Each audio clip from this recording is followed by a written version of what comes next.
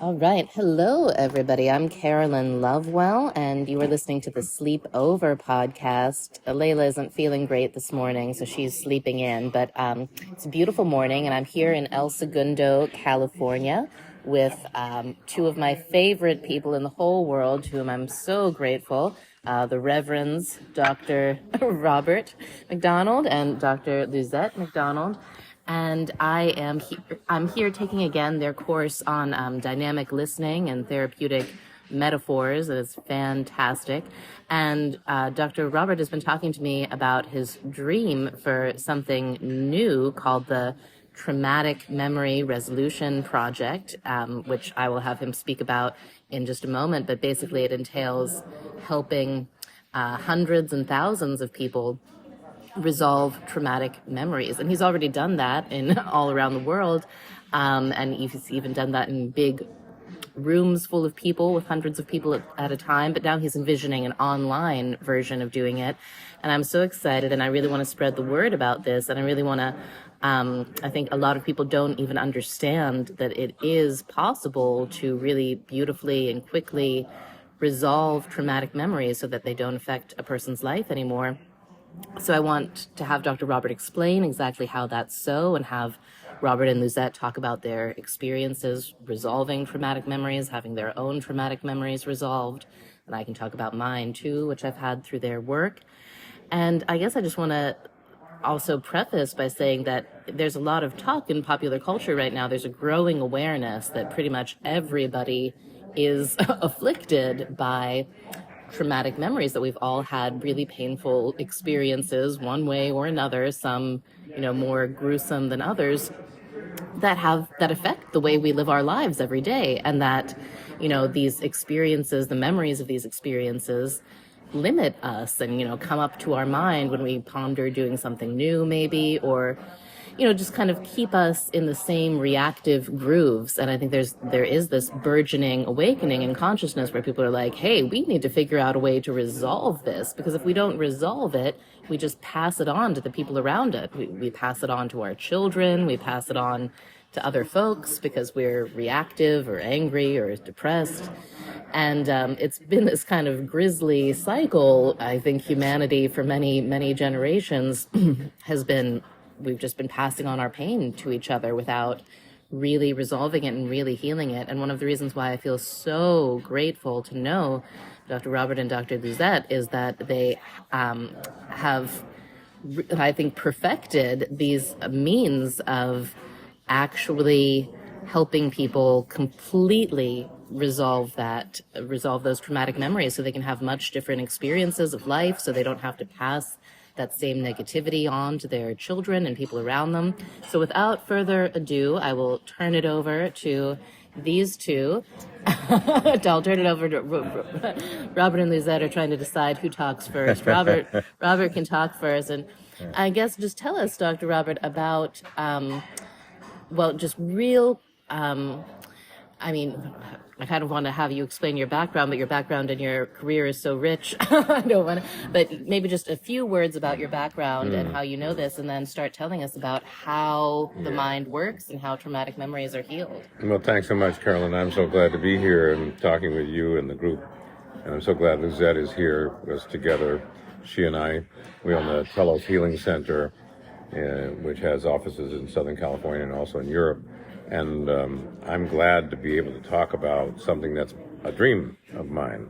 I have dreamt for a long time that it would be wonderful if the experience of trauma, which is just another word for injury, traumatic memories could be resolved en masse, so that we'd have hundreds of people, thousands of people all at once, addressing and resolving, not just getting more insight into, but no longer being emotionally upset by the memory of a traumatic event in the past. So in terms of my background, I've been teaching people how to resolve unnecessary human suffering for the past 40 years, and I've taught it around the world in about 19 countries. And it turns out that in teaching people how to do this, they need to learn what the mind is. And what's been missing is an understanding of the nature of the mind and the structure of the mind. And so I teach that. And my background, of course, is undergraduate work in psychology, master's of science in counseling and mental health, and a doctorate in divinity in terms of educational background. But not any part of that formal education allowed me to understand the nature of the mind. That was something I got separately. I got a lot of that from, luckily, from neurolinguistic programming from Steve and Connie Ray Andreas and Robert Dilts and so on, and Richard and John, who invented it. But I went way, way past that. I created the destination method. The destination method integrates all of the previous methodologies for resolving suffering, and brings into it a transpersonal or spiritual domain. So I'm very excited about that, but it's difficult to go into that now. It's kind of unnecessary. The main thing I want to say is I have this dream of having mass numbers, great numbers of people all at once participating online in not just knowing or noticing or even sharing the painful memories that they have, but resolving them, coming away from like a 2-hour meeting and no longer feeling emotionally upset about the memory. So it's not dealing with what we now call post-traumatic stress disorder. PTSD means post means after, trauma means injury. So it's after the traumatic injury, there's stress, and they call it a disorder, because it's an uncomfortable emotional reaction after the trauma. So what we're doing is not changing trauma. What we want to do is resolve the impact of the memory of the trauma. And that really is the essence of all emotional experiences. Emotional experiences come from what we see in our mind's eye and hear in our mind's ear. It's our thoughts and beliefs that produce our emotional life. Well, when a person can be injured physically, emotionally, mentally, spiritually, sexually, financially, there's all kinds of ways that people can be injured. And they can walk away saying, oh, I've had a trauma. Trauma from my parents caused a trauma, my brother or sister, my husband, my wife, my son, my daughter, or the government. But there's been some sort of painful experience, an event. And then that traumatic event is simply that event, and it's gone in the past. But what's kept over time is a memory of it.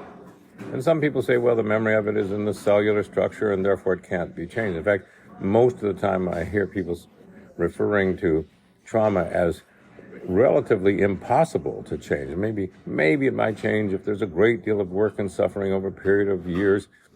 Well, the work that Luzette and I do is we help people resolve the painful experience, which means the reaction to the memory. We help people to do that right away within one session. And I know that sounds like a bunch of bullshit and people wouldn't believe that, but what matters is not what it sounds like. What matters is trying it out and doing it. And so I have personally worked with several hundred people at a time. The most I've worked with at a time in one room with traumatic memories of every sort is 400. So with 400 people, I've done it with 100 people and 2 and 3, but 400 people is the maximum that I've had in a room, because I'm not famous enough to get more people in the room. But in any case, at the end of doing the work, I had people self-report prior to the work and after the work. We had a 96% success rate of reducing the painful memory to 0. So I'm really excited about what actually happens. We can do this. I have done it. I'm the only person that's ever done that, because I just believed it was possible, and I worked out a means by which people could report what it is that they have gone through, report the impact of the painful memory prior to the work, and then the impact of the painful memory after the work. Had wonderful results with it. Well, that was exciting to me. I'm glad I did that. Those people are healed. I feel really good about it. The problem is it's only 400. It may seem like a lot of people to people. They go, oh my goodness, that's a lot of people. But you know what? Millions upon millions upon millions of people are reporting trauma all over the United States and all over the world. And what my wife Luzette and I, and what Carolyn and I, all of us are doing, is wanting to produce a better world, to just resolve those issues. And so whereby we created the Traumatic Memory Resolution Project. It's the outward expression of my dream. And so that's what I'm up to. And there are many ways to do that. And to explain exactly how it's done is not easy. What matters more than that is having people actually get online and do the work that I ask people to do and test the results and do it in a way that allows for greater and greater involvement or commitment to doing the work. This is what's wanted. And I can talk more about that in a minute after Luzette, my magnificent wife, will now say something about it. Wow, my magnificent husband. I tell you, I was thinking back, well, let's see, what could be an example of a trauma that's been resolved within me. And it took a while to even find it because I don't have any effects from the traumas. But the first one I know I worked on was the trauma of my first husband committing suicide. And I was able to resolve within me, right now, like when I think of it, I can see like a speck of what happened when he went into rage and left and then went and killed himself by carbon monoxide with a car. But it's like a speck of it. And even the whole memorial, everything that happened is just specks in my mind, in my memory. So it's not, doesn't give me any effects of pain or horrible emotions, which was very important to be able to get married again. So Robert and I have been together 25 years now, and so it was profound for me to be able to experience full freedom and peace in my heart. And our daughter joined with the trauma process at that time that Robert took us through, because she was there with me at 3.5 years old. It was amazing. And so I can share that with you with joy in my heart. And I've helped people so many times, and I'm so delighted in helping widows and people that have experienced suicides, because I know it can be resolved. So the freedom is there. One particular woman, I had to have a translator in Holland. Her husband had committed suicide 6 months before I met with her. Within a year, she met the man of her life, married the love of her life, and was happy and fine, and all was good in her life because she was able to resolve the trauma of the suicide, the funeral, everything led up to it, all of it. So it seems like impossible, but it's not. And that's the beauty of it, because I believe we all have the right to freedom in our own minds and bodies for health and well-being. You could look online, and Robert has one beautiful woman, Jean Swan, telling about how she came to see Robert after her son died of, I think he was 23 or 2. And in less than 2 hours, he helped her with shock, trauma, and grief to resolve it, because she knew that she'd get sick if she didn't take care of that. And she was able then to stay healthy and go on with her life and do profound work in the world, which she does. So this is what's important, that we free ourselves, our minds, and the past thoughts, the past memories, the past movies, that no longer serve us.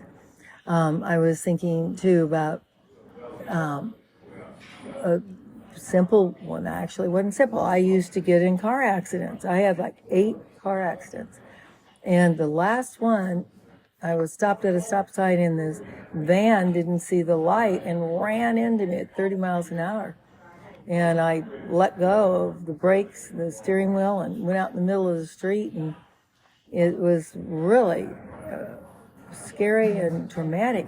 Well, after the details and things, I didn't injure, my body wasn't injured. The ambulance didn't have to take me away, thank God.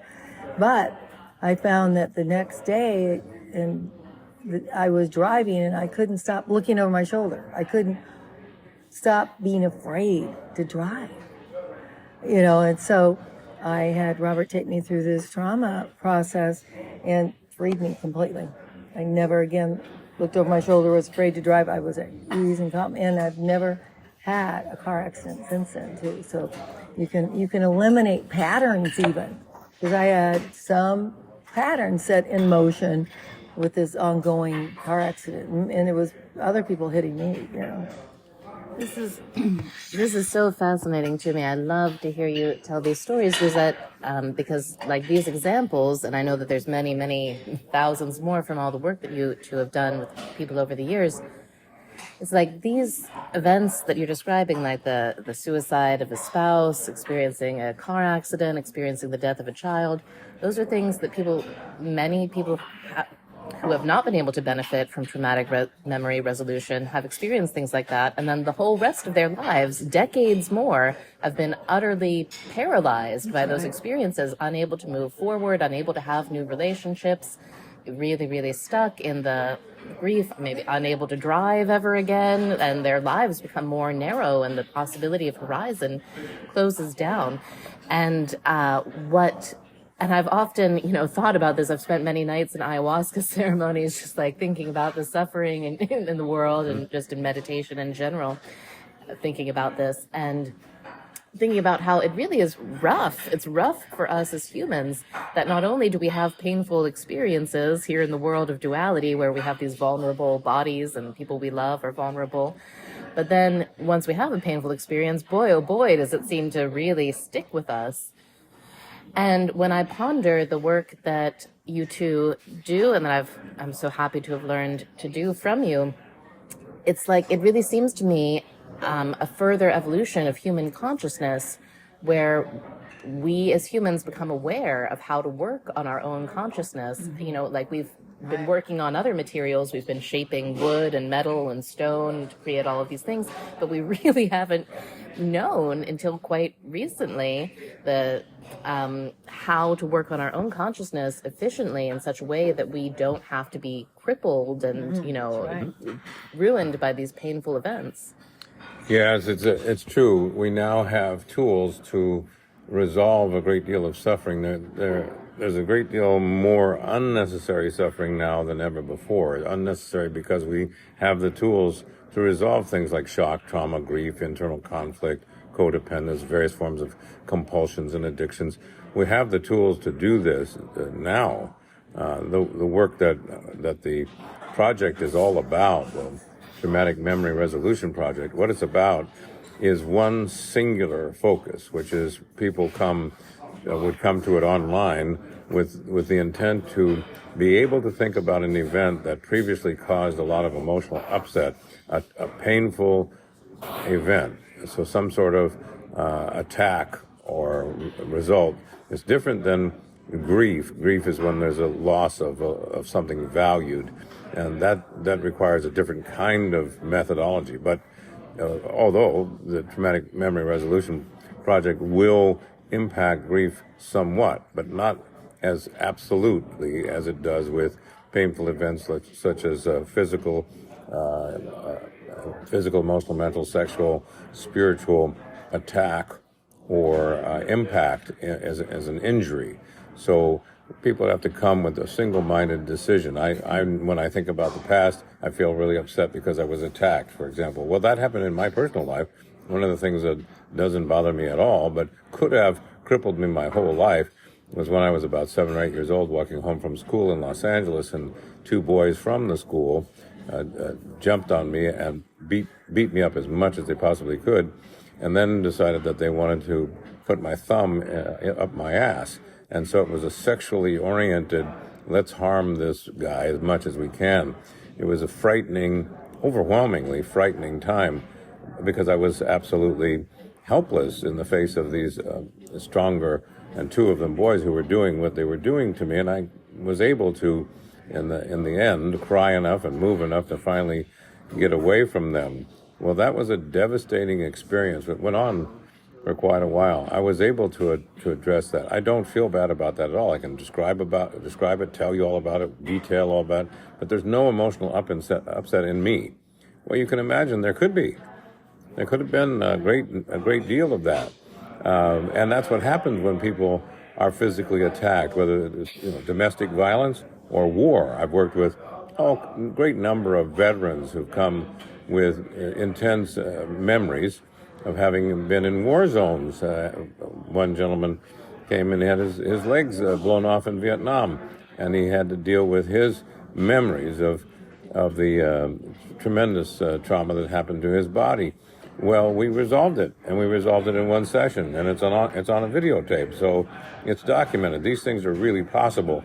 The hardest part about the dream that I have is people hearing about it tend to think that it can't be possible because of the illusion that's gone on, that's passed for information.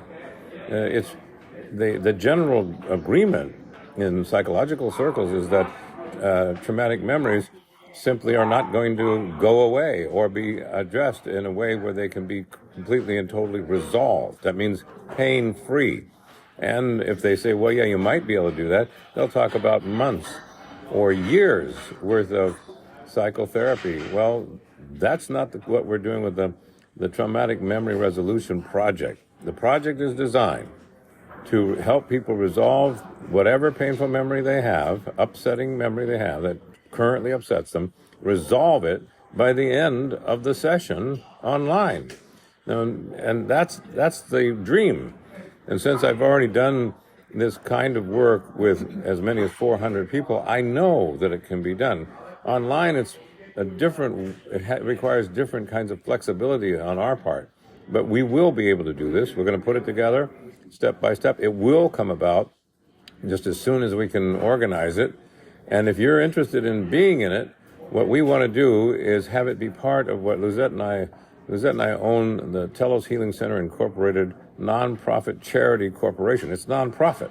So what we want is for people to be able to come to this program, do this at no cost whatsoever. So what we would also like is to be able to provide this for more and more people. So those people who come, we ask for a donation, a financial donation. It's completely tax write-off donation. It's a federal 501(c) charity. So if you decide you want to come, it'd be wonderful if you send some money and donate it. We'd have a donation button. You donate a certain amount of money, whatever feels right to you for the benefit of resolving a lifelong painful memory. So you could think in terms of it would take a year, 2 years, 5 years of going to therapy to actually uncover all the events and not resolve it. This is about resolving it in one session. So you could, if you decided you wanted to donate, which is completely up to you, you wanted to donate, you could donate before, during, after. And why would you donate? Well, we would take the money. It doesn't come to us personally. It goes into a nonprofit corporation. Then our intent is to take this money and have the corporation finance more and more of these kinds of events. We want to help heal the heart of the world. That's what we're about. This is, it may sound strange or, I don't know, bombastic or something, but what I've been doing this for many years.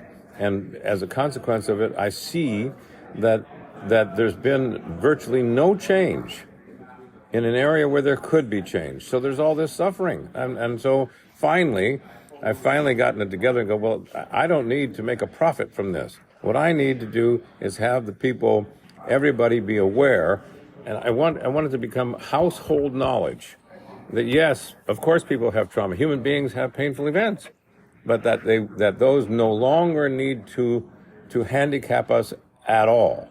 And so in order to get that done, we need to have many, many people. I'm hoping thousands of people get online all at once. This is exciting. It's never been done before in the history of the world. So why don't we do it together? I think it's awesome. I'm so looking forward to this. And I think the way we're going to do it so far is it's going to be offered first to my email list. So everybody make sure you're on the email list. You can join it at carolynlovewell.com. And I don't know if you feel like getting it. I know you don't want to get into the specifics of describing the process, the traumatic memory resolution process, Dr. Robert, but I guess I was wondering, because I feel like a lot of people listening are like, well, how could this even be possible? Sure. And I feel like, I've learned so much from you about how the mind actually operates. And I think there's people walking around thinking like their traumas are somehow embedded in their cells or embedded in their brains. And I guess I've learned a lot from you about the the way that the mind makes representations and how those representations consist of, images or sounds, smells, feels, tastes. Anyways, I guess I was wondering if you would tell Sure. folks more about that and why Sure. it's possible. Yeah, well, what passes for understanding about emotions, many people believe emotions come from the sky or from their brains or something, but in fact emotions come as a consequence of what we see in our mind's eye and hear in our mind's ear. So people say, well, how could that possibly be true? Because the mind is not the brain. If you cut open my brain and you look inside of it, you will literally see, under a microscope, more brain. But you won't find my mind. You won't find my love for Luzette. You won't find anything in there that could be regarded as a thought. You'll just find more brain. Well, thoughts go on. I'm aware of them. I'm aware of my thoughts. You're not aware of my thoughts, but you're aware of your thoughts. And so what do my thoughts do to me? Well, they do pretty much the same thing that your thoughts do to you. For example, if you think about eating a lemon and you don't have a lemon at all, nowhere in the house, no lemon, but you imagine thoroughly and completely cutting open the lemon, squeezing the lemon, tasting and smelling the lemon, even now as I speak about it, more than likely you're getting some sort of saliva in your mouth that wasn't there before. Well, it didn't come from the lemon because the lemon doesn't exist. But the thought of the lemon exists, and the thought can't be found in the brain. What it can be found is a report by the person who's thinking. The person says, yeah, I just was seeing it. It was this color and this size. And when I imagined opening up and squirting it in my mouth, I got more saliva. Well, the saliva is real and measurable, and that's what's important to understand. The real measurable saliva, the liquid that comes into the mouth, is something that we can measure and therefore is in the realm of science. You can see it, and you can touch it, and you can measure it. And you go, yeah, that's actually what exists. But where did it come from? Well, clearly, most anybody would know, the saliva comes via the salivary glands. But the question is, how did the salivary glands get to do that? And who's in charge of it? Well, you're in charge of it. You have the thought, and it creates a chemical. It's the same thing with the results of a traumatic experience when there's a memory that produces the adrenaline. Thinking about these terrible, painful events that happened in the past will cause adrenaline to go through the body, upsetting the person and creating what people call tension or worry or stress. And this comes from thought. So when we change the thought, we change the emotional life right away. And so how it works to resolve painful memories is very similar to a tapestry. If we have a tapestry and we can see the tapestry, and it's a tapestry of a horse, for example, a weaving of many threads, if we remove one of those threads, just one, very, very small, barely noticeable, as soon as we remove one of those threads from the tapestry of the horse, we end up still being able to see the horse. But it's no longer the same. It's been deeply and essentially transformed or changed, and we can't have exactly the same reaction as we had before. That's like this, not precise analogy, but it's like that when we change the mind. We change the mind, we alter the internal pictures and sounds and feelings and tastes and smells, and the person can still remember what happened, but they no longer are upset by it at all. Thank you, Dr. Robert. I love hearing about that. And so it's getting closer to the time where we need to go in to do the class that we're here for. But real quick, before we wrap that up, Luzette already left to go into the classroom. And right now we have my little daughter, Lulu, is here with me too, if you hear her. But I guess, so everybody will have this to look forward to, the opportunity to come to a live session where you are leading folks through the traumatic memory resolution process, and that will be easily available on a donation basis, and everybody can come. And I guess what I'm sure a lot of people who have been listening to this are excited by the prospect that such a thing as a traumatic memory resolution process exists and can be learned. And I felt really privileged to learn that from you at the Healing the Wounded Heart destination coach destination method coach training. And I know that another Healing the Wounded Heart training Yes. is going to be happening in fall 2024. That's right. This So I year. guess if you would say Next year. stuff about that so people who might be interested, coaches, counselors Sure. out there could learn. Yeah, next year in September and October of 2024, we're going to put on the 12-day program called Healing the Wounded Heart, which is core tools for coaches. Those people who want to do brilliant work as a coach can come and be trained to do what it is that we do, including, and vastly more than this, but including how to resolve traumatic memories. So that's going to happen in 2024. Also in 2024, we're going to do a program called The Heart of Verbal Healing for irresistible communication skills, and also one that the general public tends to find really fascinating and valuable is Ultimate Communication Skills. That will happen in July of 2024.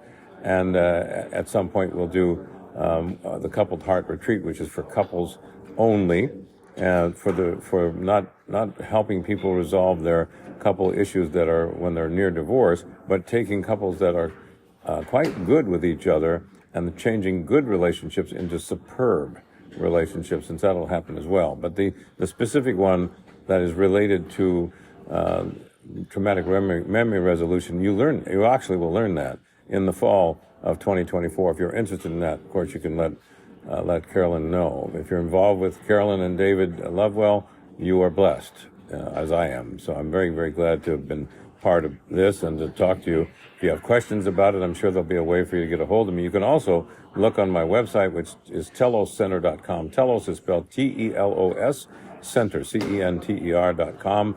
I own the Telos Healing Center, and you can look up the website. You can read about what we do and how we do it and what we offer. It's kind of a creaky old website because I haven't cared much about it. But you can also get in touch with us by email. You can email me at robert@telocenter.com, and I'd be happy to talk things over with you, give you some more ideas. But we're really happy that what excites me now is that there will be in the world the experience of traumatic memory resolution project. It's coming. It will happen. If you want to participate in this, it will help change the world, because it'll be the first time that great numbers of people online, not even in person, online, will be able to follow instructions and notice profound changes, the resolution of the suffering that they've carried sometimes for years and years, decades, their whole life. We'll be able to do that. It'll be a beautiful experience, and I hope that you understand that. In any case, interested or not, notice that we do have this nonprofit charity. You want to donate to that? That'll be possible as well, because we're going to use this to help heal the heart of the world. Thanks so much. Appreciate it very much being here with you, Carolyn. Thank you, Dr. Robert. So there you go, everybody. Thank you so much for tuning in. You can like this episode. You can leave us a little review. You can share it with your friends or family who might have traumatic memories that need to be resolved. And remember to join my email list at carolynlovewell.com, and that way you will get the invite to the wonderful Traumatic Memory Resolution Project events when they happen in the future. Have a great day. Bye-bye.